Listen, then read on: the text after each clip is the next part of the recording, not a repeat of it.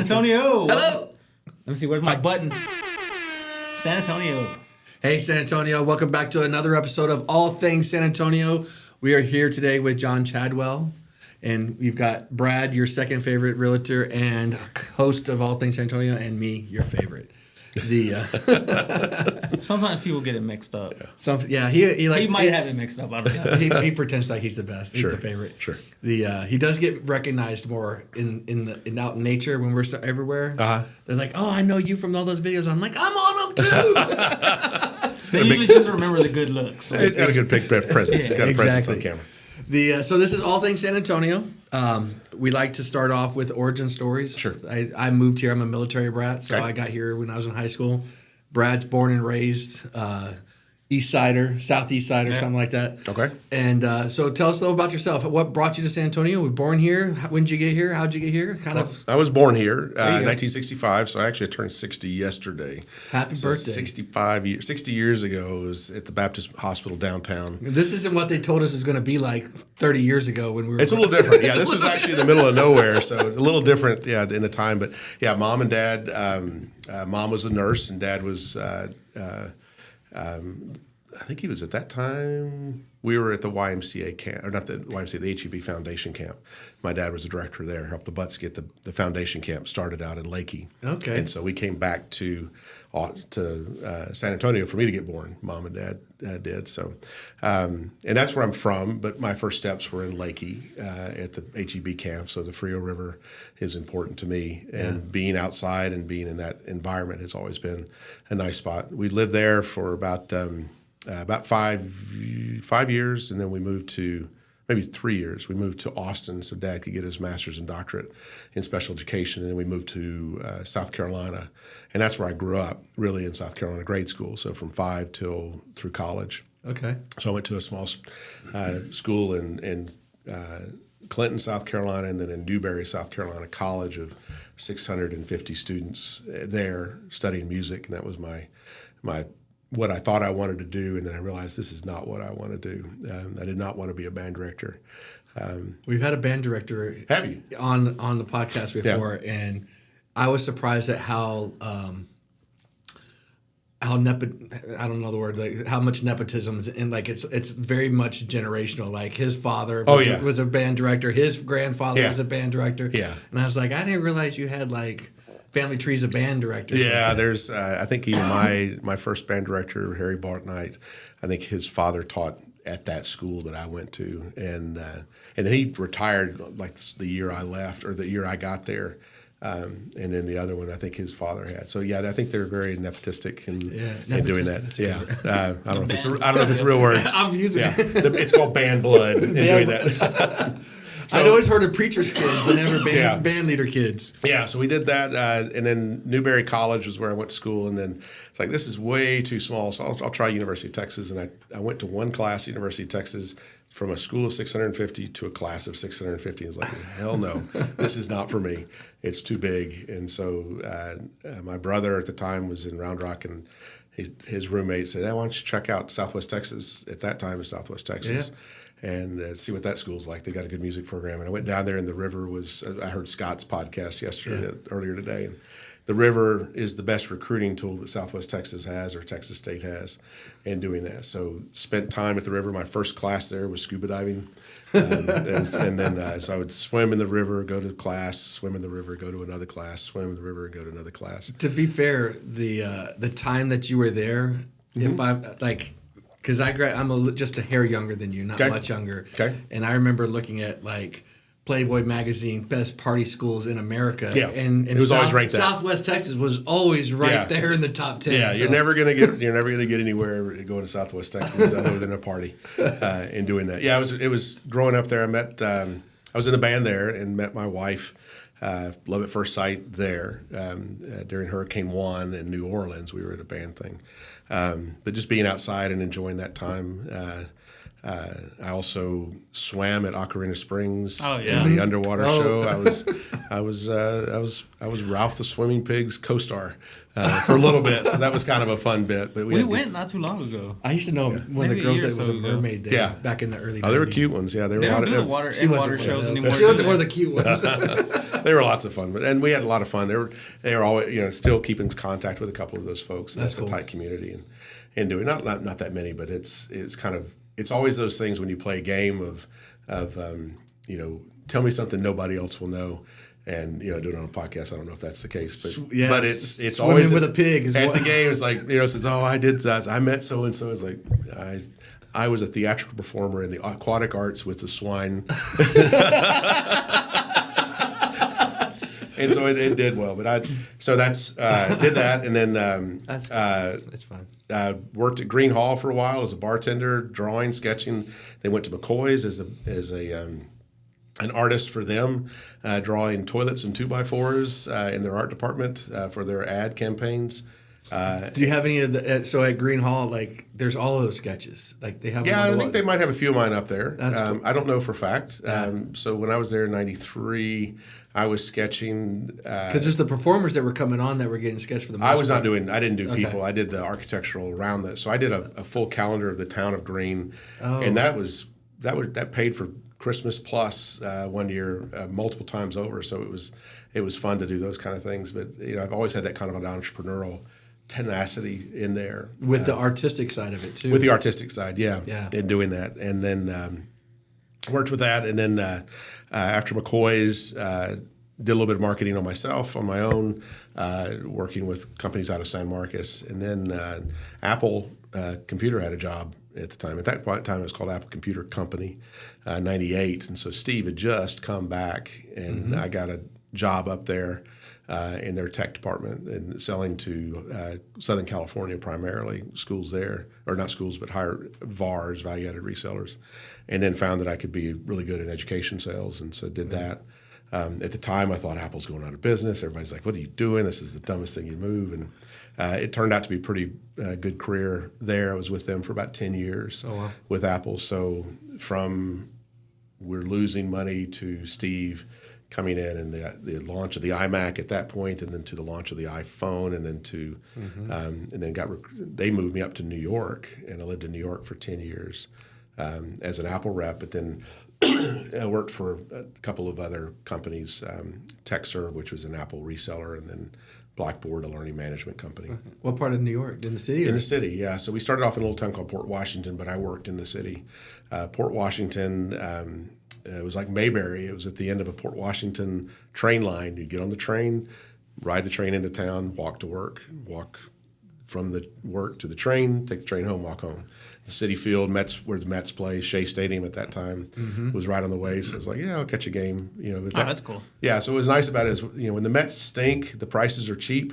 So it's like you can catch a game for $5, and so I'm a big Mets fan and doing that. But lived there, and then started working for Blackboard, and I was flying and riding a train or driving every day of the week for 5 days a week, all over the Northeast. So from Cincinnati all the way up to Nova Scotia, doing that. And then Sandy hit, Hurricane Sandy, and we opened up a restaurant shortly after that because we started selling biscuit or giving away fried chicken biscuits and things like that to people at Rockaway Beach, which was our beach. And they said, where's your restaurant? And foolishly, we kind of followed that path doing, and we're successful at it. We had Yelp named us the #1 restaurant in 2015 for New York City for that, and flew us out to. That's a big deal. That was a big deal. Yeah, we were happy with that. We still have the space up there and doing that. But came back in 2017 to San Antonio.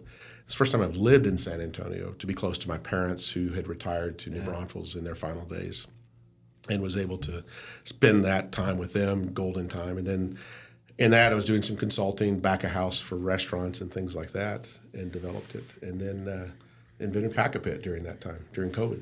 What a crazy journey. It's circuitous as anything. I'd say the same thing about like mine to get into real estate. Like we were probably cruising the streets of New York. I was working at Rackspace. Yeah. And Hostway after that, which is a different hosting company, and we had a lot of partners up in the Northeast and stuff and Yeah. everything. And that's when I got into I was tired of doing the travel and all that stuff. And it's just like, it's crazy. Yeah. But New York, I always say, I may be from San Antonio, but New York is one of the greatest cities. Oh, I loved it. I love that city. It's we call it the biggest little town we ever lived in, and it's we very close friends that we still keep very close contact with, and it never. I don't know if it's it's an ever evolving city. So you could stand on the street corner with a map, and somebody'd say before phones, and they would say, "You need any help? I'll help you out." And they would, and it was out of convenience for them. Yeah. It's like get out of the road. And it was efficiency, and some people would take that curtness as efficiency. They're busy. That's what I always tell. Like, with people in New York, is they have somewhere to go, and they're walking, so they only have a short amount of time to get there. Right. So they're walking fast. Yeah. And so they're not looking to smile at you down the street, and that's the biggest thing. It's like I like to walk and and say hey. Right. And it can get get exhausting. You get overloaded. For a guy with ADD, it's like looking at every single person. That it's like but it's fun stuff. And to have a restaurant like to have that in New York City that goes through like restaurants like nobody's business. Their turnover for restaurants is crazy. Yeah. And to be if you survive 2 years, you're really well. And to be ranked on Yelp, like that's a huge. So the restaurant is not operating anymore. We still have the space, but we operated it for 6 years. That's awesome. And then we are leasing it to another restaurant. They're operating it. Well, that's the thing that we talked about with Andrew Weissman here in San Antonio, a chef. It's like. And then Jason Day. I think maybe Jason. Jason Dady. Yeah. Where it's like restaurants also have a finite time. Like they don't necessarily. People say, "Oh, you shut down a restaurant." It's like, "Oh, you went out of business." No, that business was over. Yeah. Like it The ran. lease ended. Well, there's lots of factors into it, and it's moving here is a big factor. It's a big factor. So our manager said she wanted to buy the restaurant business from us, and we worked hard to make it work. And it just was one of those things that just was not. It was a big ask of her that she wanted to ask of herself, and it was not going to work. And not, I mean, she and I talked earlier today, and it's still good friends with, and it's not bad. It's just to that degree where it was. I think, things evolve, and we all our tastes evolve and things like that. But the old adage is, if you want to make a lot of money in the restaurant business, don't ever start. If you want to make a little money in the restaurant business, start with a lot, and that we kind of learned that lesson on it. So we're eking it out back in, and so during COVID, I do consulting and helping some restaurants or food service places. So I was helping them, homeless ministry here in San Antonio, build their kitchen service back to where they could serve 200 meals a day to the homeless programs here in San Antonio. Which one was that? Corazon Ministries. Okay. They're based out of Travis Park on Sundays now, but they've moved. But at that time, they were operating completely out of Travis Park Church. And when I got there, it needed a lot of work. It needed some updating. It needed some efficiencies. It needed creating how does it flow and some structure. Yeah. Sometimes that means you have to be the asshole in the room to do those things, but at the same time, it's working towards something to make it work right is where it comes in. And we got it operating, and I think the guy that's running it now is doing a phenomenally good job taking the foundation that needed to be built and move it in that way. They've always done a lot of good stuff at Travis Park for the homeless and things like that downtown. Oh, it's right there. So that was a big part, and we got through COVID, and that built some relationships with a lot of restaurants in town. So restaurants obviously were suffering at that point too. So I created a program that was we would grab Farm Table, Elizabeth Johnson over at Farm Table, helped her keep the doors open by saying, okay, every Wednesday we need 140 meals, and she would provide those meals. And Chick-fil-A stepped up, and they did some others, and some other restaurants chipped in so that we could provide meals to people at where they were, and it worked out really nicely that way. And that created a whole logistics issue in doing that and developing that. So you've got a ton of experience, and you decided to do a startup. Well, yeah. So Pacapit came out of that. So during COVID, you wanted to get away and not be as close to people as you can be. So my wife and I really enjoyed going to the river and continued to. So we spent time at the Guadalupe River, and we were sitting in the river, and it was a day kind of like today, hot, but when the cypress tree creates shade and you're sitting in the cool water, it's like a fire right here would be just perfect. How can I build a fire right here? Well, I'm on water. How do you build a fire on top of water? And we started puzzling with that, and we figured out, and it went through some iterations, and I designed a fire pit that elevates the fire up off the ground, leaves no trace, no scarring on the ground, packs away nice and flat. I've got 4 sizes. Excuse me. Started off with a Medio, the medium-sized one, which is about 24 inches on each side, and then you can cook on it. It's got a grill, an adjustable grill, and the patent had it patented, the design for it, and it sold very well. I sold it to Pearl for a while. I've stopped doing the Pearl, mainly because I'm trying to focus this business in a different way. Yeah. And we got customers in all 50 states, 17 countries, 6 continents. Still waiting on Antarctica to have one. There's not much firewood on Antarctica to doing that. And then we just launched. But you don't need firewood. You don't. Not the small one, so this is the Chiquito. This is the littlest guy. So the Medio does. You can actually put a little bit of firewood and stuff. Yeah, you can do charcoal, lump charcoal, briquettes, wood. I even have a propane kit for it, so it's burn ban compliant. All of the fire marshals in the area have said, "Yep, it's fine." Awesome. Not an issue at all. So it's worked really well. The Medio sells probably the best. A lot of RVers, overlanders, people who like a fire pit in their backyard. It's easy enough for my 4-year-old grandson to put it together and knows how to work with it safely. It was built kind of with them. I call him my chief safety officer in building it. So yeah, this is the smallest one we're launching on Kickstarter, but they all assemble the same way. We'll get a little ASMR here. People love it. Yeah, get that noise sound into it. Yeah. So this is the fire pit here. It's 3 symmetrical pieces, or identical pieces rather, that come together, and then that plate sits down. So all 4 sizes. So this is the smallest one at 30 or at 3 ounces, 85 grams. The next size is 3 pounds, 4 ounces. Good for 2 people, 3 people. It has a grill that comes with it. And then the next size is the Medio. That one's called the Pequeño. The next size is the Medio. It does about 6 people. Grilling on that is piece of cake. The carbon steel grill seasons just like a cast iron skillet, and it becomes essentially non-stick. Yeah. And to be able to do that. So, and then the next thing I've got is gel fuel, which is this stuff. And this is my fire starter. This was actually a product. It's a little gloopy right now because I'm still working on the formula here. But what's cool about this, I'm in a studio in an office building, and I'll start a fire, and there's a fire going there. Yeah. So it'll take a moment for it to catch, but that fuel will burn at 1,350 degrees. It's a great fire starter as well, so you can put that on your wood and it'll act as a fire starter. You can also use Sterno fire starter gel with this. It works as well. But when you're hiking, having that much fuel with you and doing it, the stability of it. Especially that it's like those sternos get messy and everything. You got to close it and everything. Yeah, but even the gel fuel that you can squeeze out, it has a residue on it. And so this is a paella pan that I found that fits it perfectly, and it fits on there. And so if I wanted to, do a little bit of water, it'll take a second here for it to boil that little bit of water on it. Let's see what happens as long as I don't put it out. Yeah, it's still burning. But so the idea of this is being for ultralight hikers, small campfires, backpackers, things like that. That's where that line fits in there. I'm not going to let it cook because I don't want to burn anything around here when I put it down. But it's you can see the flame is going now.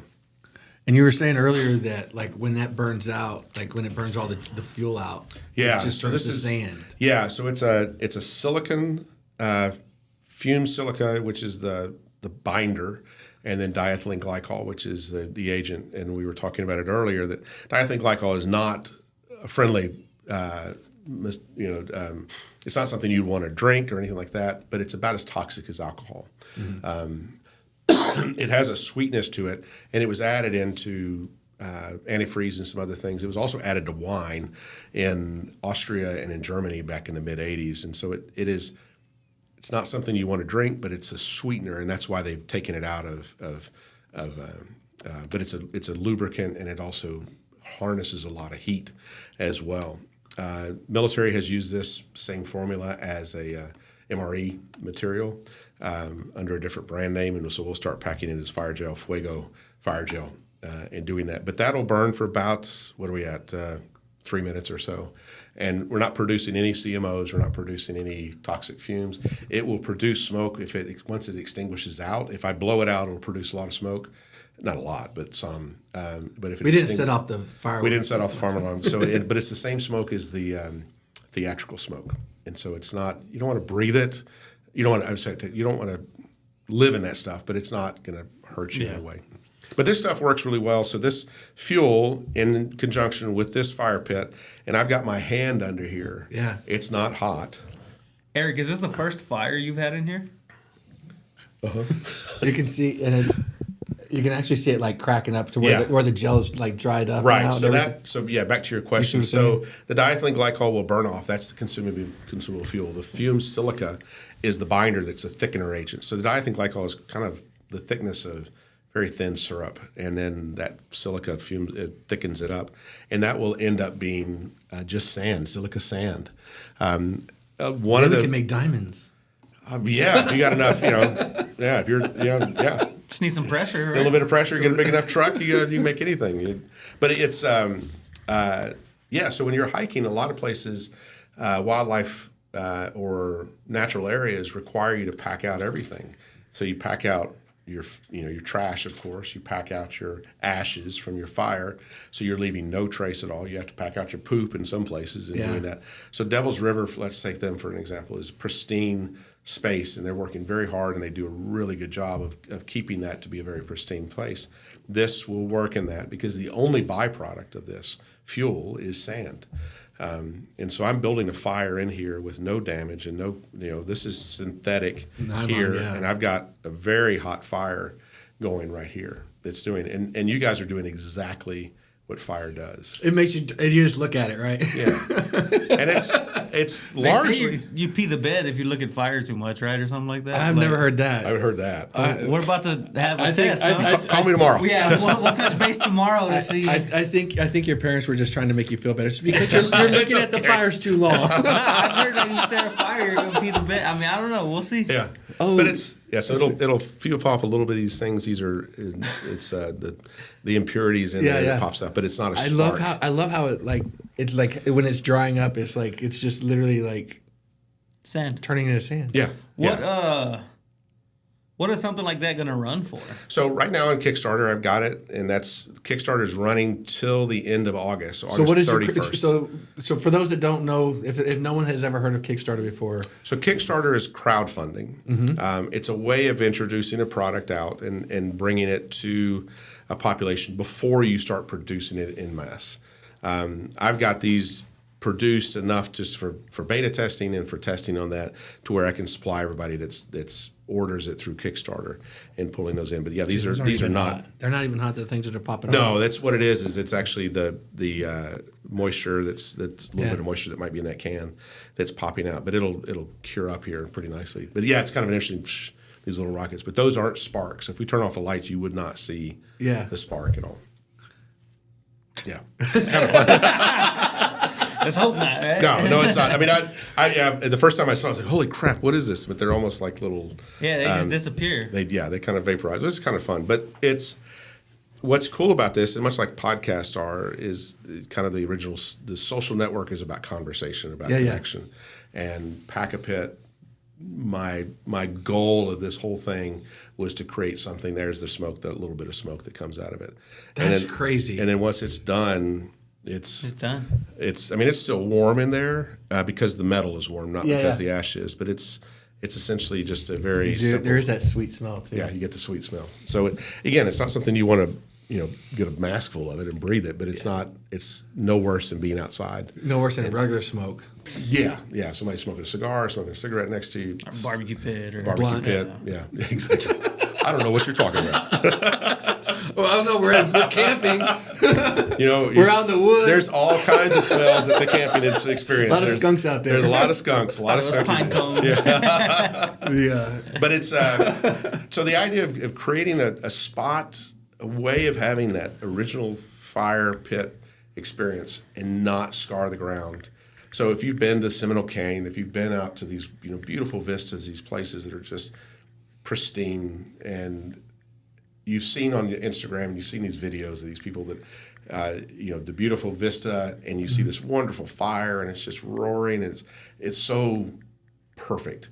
But if I come tomorrow, I'm not letting you do that. I know you've been there, And I don't get that experience. I mean, I may get, at night I get that experience, but the idea of not having a trace in doing that. Obviously, there's a survival component to it, and the prepper community buys these things because they don't want to leave a trace in doing that. But it's but even those hikers, like me and my friend, we used to do like long hikes and stuff. Like we did the Grand Canyon, like the whole thing, like rim to rim to rim and all that stuff. That's a big one. And it's a big one. And I won't do it again. Yeah. But like having something that's 3 ounces, right, that you can take out there and like get yourself some fuel and stuff, especially depending on the weather. Like if you want to like hot drinks and soups and things like that, and not again in areas that typically you can't have a fire because of burn bans because they're desert. Cause, like we're South Texas, like everything I think of is south of here. Like when we go hiking, we want to go to Fort Davis and go out to Marfa and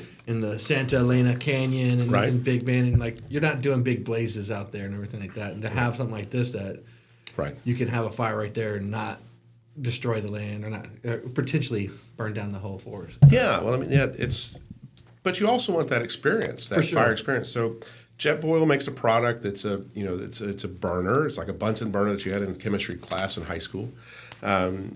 It's a great product. It really does what it does really well. It will heat up water faster than you can imagine, and it does a great job. But it doesn't look like a campfire. Mm-hmm. It doesn't give you that experience, and there's something to that. And it's yes, those long hikes through that forest. Yeah, you can have a hot cup of coffee, or you can do that with a JetBoil, and that's perfectly fine. There's nothing wrong with it. I've used them, and they work fine. But as we just saw when we sat here looking at that fire, there's something better to that. Yeah. There's something to that kind of grounds us. So, back to origin stories, I had hiked in Seminole Canyon. My wife and I were hiked and went to the pictographs back there in the overhangs, and I was supposed to take anything, but I took 3 pieces of charcoal from there, in that pit, and and it was years ago, so it's past the statute of limitations, so I'm okay.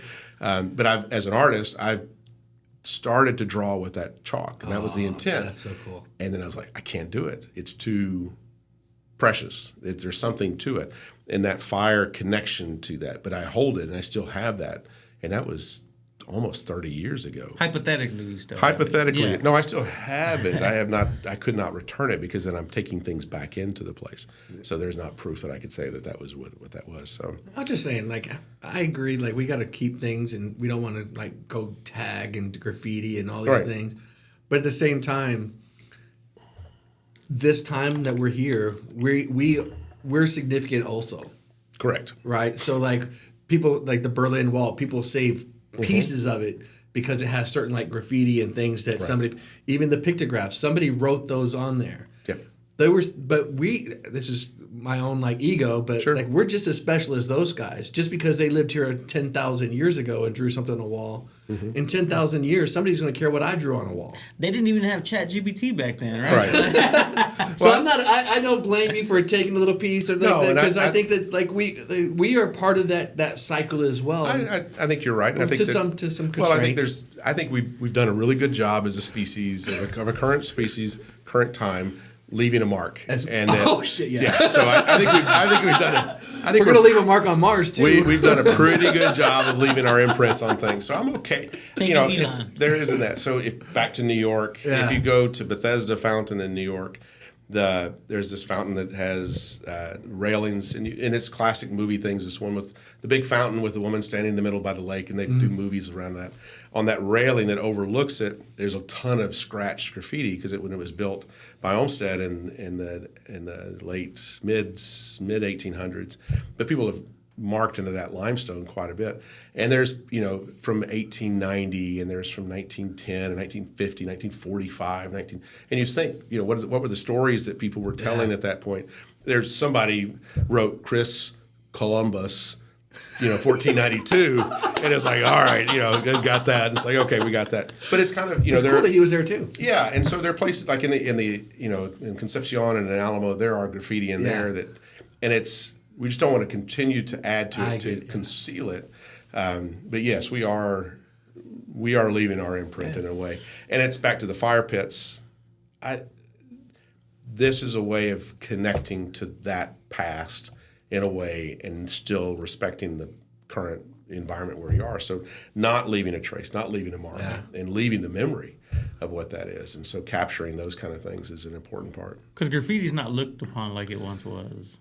People don't like it anymore. Well, it Unless Banksy does it. Unless Banksy does it. And I've seen Banksy pieces, and so back to the Berlin Wall, there's a couple, that's what was great about living in New York is you would see these kind of things, and there was a piece of Berlin Wall, and it was, you could go and just kind of hang out by it, and there was a connection to it. And so that Seminole Canyon experience there's a connection to that. And so if we began to see that, but this fire pit allows us to have this connection in my backyard. So when my grandsons are kind of cranky and whiny, we'll go set a fire just like we did here and just sit, and they'll calm down and stare at it and enjoy it. So you're selling those now on Kickstarter? So Kickstarter.com. So you'd ask me, what is Kickstarter? It's a crowdfunding source to get fire pit or get a product out. So if somebody has an innovative product that they want to launch, and they can do that through Kickstarter, you pledge that you're going to support them. And if they hit their goal, our goal is $5,000. It's a modest goal. It's not going to make or break us, but it is something that we would like to see some success at. Kickstarter.com, and then search for Pacapit, which is that logo there. Pacapit. Pacapit. You forgot the K for Ken. I did leave the K out for Ken because so paca is to bind, or like a bale of hay, and that's where that comes from. Is that a Spanish word also? It is a Spanish word. So yeah, so my mom is a South Side, West Side Depression era kid, and so I kind of nod toward that family. Her last name is Carry On, and I lean on that as well. And my dad was an Alamo Heights kid, and from Nebraska in there, and they married at Alamo Heights Church. Mom was a nurse there. But they were actually very instrumental in the design of this. So Mom had a great idea, eye for art and design, and Dad certainly being a camper. Yeah. Okay, how's this work? And aesthetically, it's really nice, actually. The three pieces and the way that they form together. Yeah. So the Boy Scout, were you Boy Scout? You one of you guys Boy Scout? No, but I'm always prepared. Yes. Okay. And I'm the same way. I was not a Scout either. I didn't like my den mom when I was like third grade. I was like, screw this lady. Yeah, and I think that kind of has the same. So you and I were a generation of a time. The Scoutmaster that I had was, I think he was an ex-Vietnam guy, and we were his new platoon. And it was like, okay, it's not for me. I love being outside, and I like doing that. But there was a Scout manual that Norman Rockwell painted the cover for, and it's this Scoutmaster standing over these rocks that have this kind of nice slope to it, and so that had an impact on the design of just something that evokes rocks, not boxy, not angular, not aggressive, but looking like, if it sat out in the wilderness, it would fit. Yeah. Ironically, a guy that's working with me on this as my product manager for this is up in Chicago right now, and he sent me a picture of it. It's at Wrigley Field. He got so the Cubs were playing away, and so they were opening tours of Wrigley Field. So it's in the grass on Wrigley Field with the background. I said, you should have gotten the green ivy back there. I said, we couldn't get close enough to it. But it's kind of cool that it fits pretty much anywhere. As a Mets fan, you're okay with that? I'm okay with that. Right. Yeah. No, we're the lovable losers. We love everybody. Watching them slide this year, it's so frustrating to watch them do really well up into the All-Star break, and then through July, actually, I think they did really well. And I think they did 8 losses in a row or something like that. Just terrible. They paid, I think, $720 million for one of their players, Juan Soto, and then he's doing okay, but not $720 million worth. I don't think so. You normally don't get your money's worth out of a $720 million contract. That's a big ROI request. Yeah. That's a lot. That's a lot. And then, but there's something about that team. And so when I had a Mets hat, anytime I'd walk through the city, I'd get my door open for me. So you've suffered enough, and those kind of things. So it's kind of fun to be a lovable loser fan. I like it. But I know the feeling. He's a Cowboys fan. You're a Cowboys fan? Yeah. Well, there was a time when they were the hot stuff. Just not recently. Just not for the Mets. Yeah. My thing is, I was always an Astros fan, but like now that they're American League, it's like I feel less for them. Yeah. I was like, really? I think the pitcher should hit. I don't think that pitchers should get away with not hitting. It's the only reason they do it is to protect the pitchers or whatever. Right. Got to protect that arm. I'm like, be a baseball player. Like, be a baseball player first. You should be able to do everything. Hit and throw. Look at Ohtani. Like, man, he goes from right field to the pitcher's mound to leading off the Right. It's like that I can respect. Yeah. Well, it's like football. You protect the quarterback at all. I mean, the pitcher's the quarterback of football, baseball. Yeah, they got 10 pitchers. Yeah. Yeah, they but got still, more. you got to protect that arm. I get it. Back to the Pacapit. Sure. So what does it cost on? We get So on Kickstarter, $39 right Okay. now, $49. It'll retail for $49 for that, That's- and that'll come. The Pacapit. We're working on the fuel. Excuse me. I've got the South Texas allergy going on. It'll come with the bag, the fire pit itself. The fuel will be a separate purchase on that, and that can be either subscription or you can buy it as you need it. Nice. And doing that, 3 ounces will get you about 3 fires. If you're doing it as a fire, if you're using it as a fire starter, that'll probably get you 20 fires to start. Okay. Start it up Yeah. with that. And doing that, and so that a amount about the size of a toothpaste that you put on your toothbrush will give you about a 3-minute burn, which is enough to get tender around and doing that. This burns really well with lump charcoal or sticks. And get a beautiful fire out of that as well. And doing the Medio, the Pequeño, which is the next size up, is 150, and that's on pacapit.com, my website, the same spelling. The Medio is $349. Both of those include a grill and a carrying bag with them. A ground cover mat as well comes with it, so that you're not scarring. No chance of scarring the ground. Yeah. Okay, On cool. that. And you can put charcoal in this one too, right? Put charcoal in here. Yeah, I've done charcoal in it. It does really, really nicely with charcoal. It'll get patinaed on it, stain patina, but it does pretty well. It's a few pieces. And then I have a grande for the ranch that's 42 inches, 42 pounds, 36 inches on each side. And that's more for the ranch or for the homestead. Or You're not packing that one around. You're not usually. packing anything. Yeah. My wife calls it the luggable. It's not a portable. It's not, but it still has the same design, the same aesthetic. Are they all 3 sides, kind of triangle shape? They're all exactly assembled the same way. So when I did the patent on this and when I designed it, there's actually a substantial amount of trigonometry in this little joint right here to make it nest in there. My wife's a mathematician, so it was. So you used it after high school? I did. Wow. I did. Actually, I didn't take trigonometry. Yeah. Actually, my wife taught trigonometry. Oh, okay. And I would go, hey, how do I do this? And then she'd say, okay, this is how it works. And I said, what do you use this for? Well, this is what you can figure out trajectories, and that was for calculus, and you can figure out angles and ratios and these. And it's like, okay, well, this is so. I figured it out by not having to figure it out. Yeah. She's incredibly smart, and she's also a chef as well, which makes it fun. So we're always cooking something interesting. Oh, yeah. That's cool. That really is neat. Yeah, pick it up. I look at the. Let me see it. It's literally just sand in there. You can take it apart and put it together. That is so awesome. I love the homage to San Antonio too. Like everything's got a little bit of Spanish flair to it. A little chiquito. Because Yeah. we are puro San Antonio here. So every bit of this is made in San Antonio. The company that cuts my steel for me is over on Parambytle and Nacogdoches area. Good folks to work Lookout with. Road area. Like, Kind of behind that, it's I think he's on Nacogdoches, but it's Okay. it's kind of in that. So if you know where the old cement factory is, Yeah, it's yeah. kind of tucked behind that.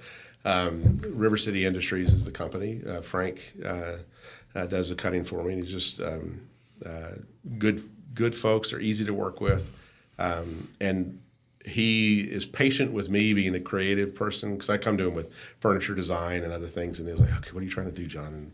And he asks those questions that are good on that. So he's been a good partner. These, if we get them into a volume production, there's a company here in town that does stamping, tool and die, which is a rare thing that can do it here in San Antonio. Yeah. My bags are sewn in San Antonio. A little shop, Blue Armadillo, does my sewing for me. Again, if we get into scaling, the world changes a little bit. Yeah. But there were jean manufacturers here. Levi Strauss had a manufacturing here. There's John Hart. There's other a lot companies. of automotives. There's a lot of tool and die and a lot of people like that within San Antonio. So that within San blue Antonio, collar love. yeah, and it affords there's a lot of there's a lot of creativity that comes in that with that as well. That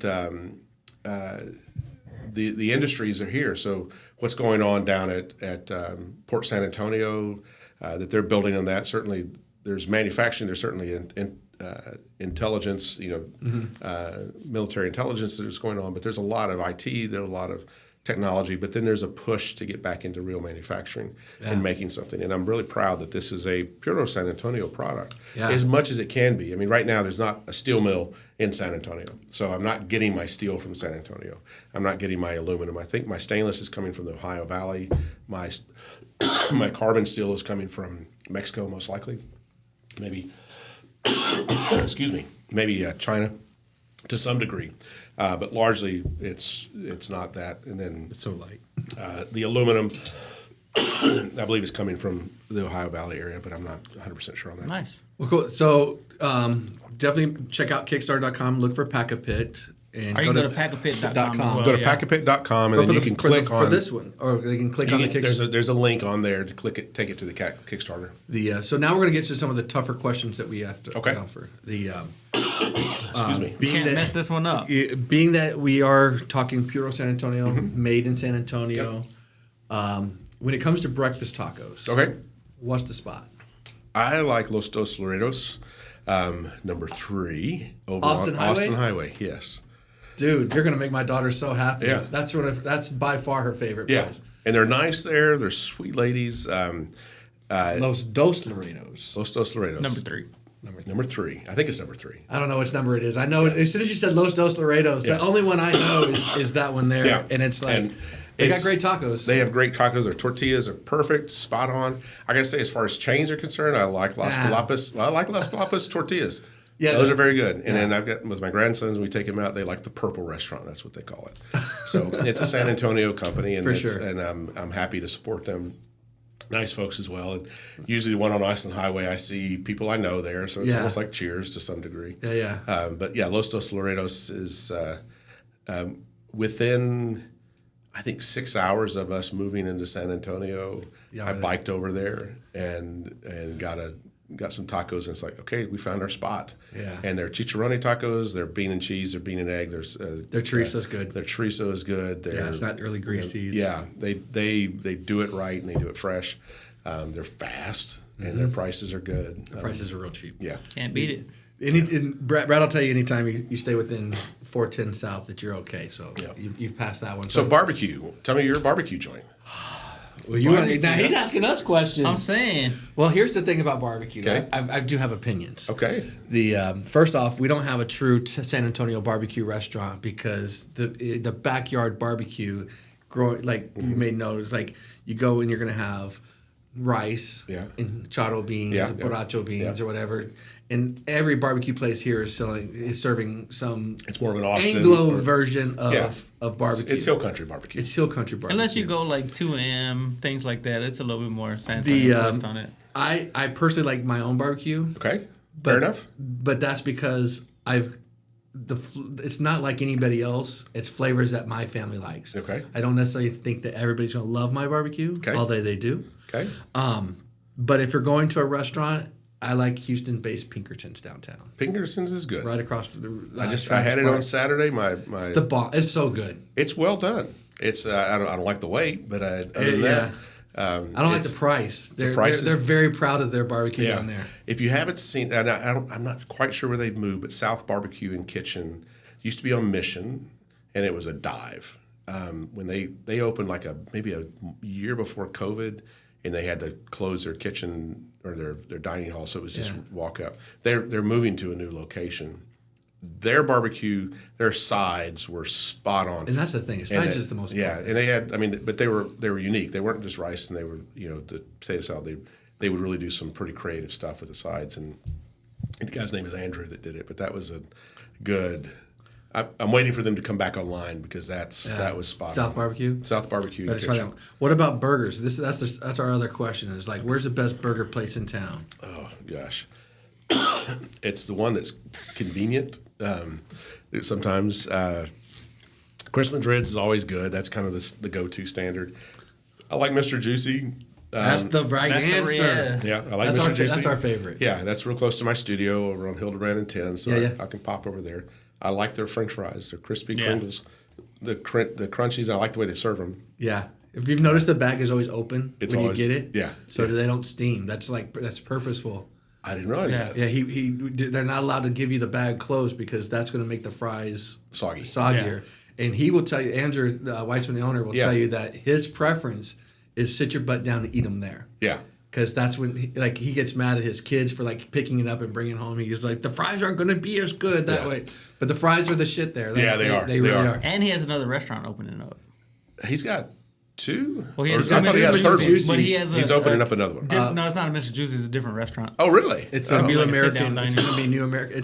But it's going to be. It's kind of not up to. You're going to order and then go sit down, and they're going to bring you your food. It's going Okay. over at HEB Alon, where the Hayden was. Yeah. He's taking over that location. Oh, okay. We Okay. like Andrew. We got to shout him Yeah, out. good friend of Nice, ours. nice. Yeah, I didn't realize that. I'll check that out. That's really close to the Hardburger Park playground, which is a great playground. So that's good to know. It is a great playground. It's opening up November 1st. November 1st. There That'll you be go. cooler weather. That's good. Yeah, it's going to be a good time. Yeah, So, so good. check out Pacapit, Instagram, Instagram is the Pacapit, the Pacapit, and Facebook is Pacapit. YouTube is, I think it's Pacapit or the Pacapit. But if you type in Pacapit, you'll You'll find find it. it all. Yeah. The Sweet. Check Check out the them out. Kickstarter for sure. Everything. Order it now for $40. August For 31st. $40. $40 for Yeah. the pledge, and then You might $30. as well have one in your So, car and just leave it Dude, there. my son needs Yeah, one for so sure. if you have, I mean, it's almost like the size of a keychain. So we're going to do a party at Farm Table Yeah. towards the end of this month to launch. Anybody that's bought it in San Antonio that's part of the Kickstarter, if we hit our goal, we can get it around that time as well. We'll make it work. So I love that relationship with Farm Table. It's a Yeah, good so place. if you've been in Farm Table, the patio there, I built that patio for Elizabeth there and doing, so that's part of my restaurant background is helping efficiencies and things like that. There you go. Sweet. Thanks Do us much, a favor, Kim. hit Thank that you like so and much. subscribe. Yeah, Thank you thanks, so guys. much for coming on. My pleasure. Thank you. See That's y'all it. later.